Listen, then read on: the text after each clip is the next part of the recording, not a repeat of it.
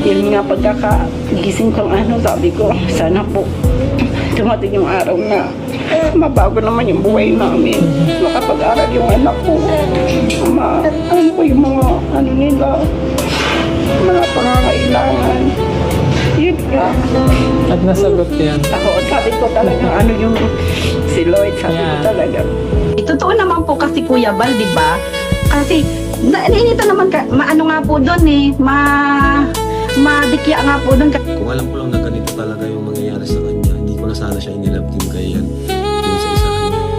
Kung alam ko lang na ganito yung mangyayari. Ito na yung pinakamalalang mangyayari talaga sa kanya. Pwedeng sirain ng iba ang pangalan mo, paglaruan ang pagkatao mo at gawan ka ng maling kwento. Pero hindi nila kayang kunin yung mabuti mong nagawa. Kasi kahit anong klaseng paninira pa ang gawin nila, yung mga tunay na nakakakilala sa'yo, sila ang makakakita ng